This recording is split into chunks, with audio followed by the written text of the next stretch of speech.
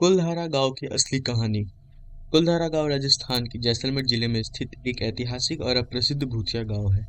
यह गांव एक समय में पालीवाल ब्राह्मणों का गढ़ हुआ करता था, जो बहुत ही समृद्ध और शिक्षित लोग थे। लेकिन आज यह गांव पूरी तरह से वीरान और खंडर में तब्दील हो चुका है। यह जगह अब पर्यटकों के लिए एक आकर्षण बन चुकी है, खासकर उन लोगों के लिए जो भूत प्रेत और रहस्यमय घटनाओं में रुचि रखते हैं। कुलधारा गांव की डरावनी और रहस्यमय कहानी समय के साथ और भी दिलचस्प होती गई। नमस्कार दोस्तों, मेरा नाम है अक्षय आनंद और आप सुन रहे हैं डार्क सिटी।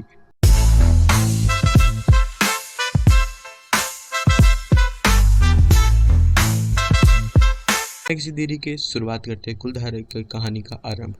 कुलधारा गांव एक समृद्ध और खुशहाल गांव हुआ करता था, जहां के निवासी पालीवाल ब्राह्मण अपनी बुद्धिमत्ता और व्यापार के लिए प्रसिद्ध थे।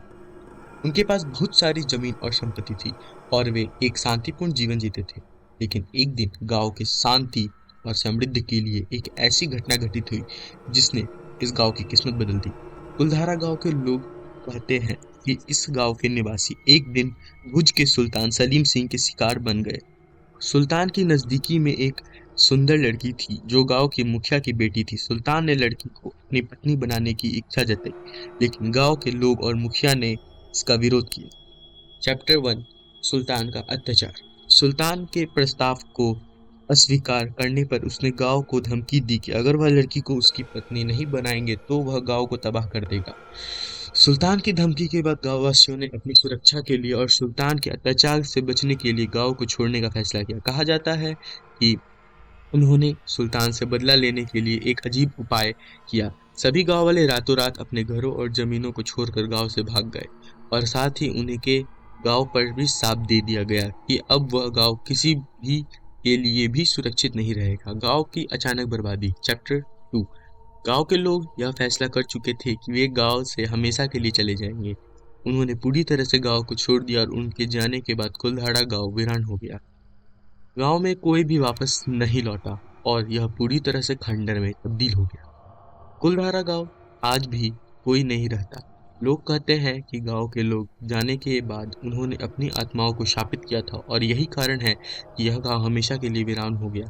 कुछ लोग दावा करते हैं कि अगर आप रात को गांव में जाते हैं तो आप अजीब आवाज सुन सकते हैं, और कुछ लोग यह भी कहते हैं कि वह अनदेखी और अदृश्य चीजों की अनुभव करते हैं। चैप्टर 3, कुलधारा की शापित आत्माएं। कुलधारा गांव के बारे में जो कहानी सुनाई जाती है वह यह है कि गांव के लोगों जब गांव को छोड़ कर गए तो उन्होंने यह की धरती को शापित कर दिया था ताकि यहाँ कोई दूसरा व्यक्ति न बच सके। कई लोग कहते हैं कि गांव में रात को विचित्र घटनाएं घटती हैं।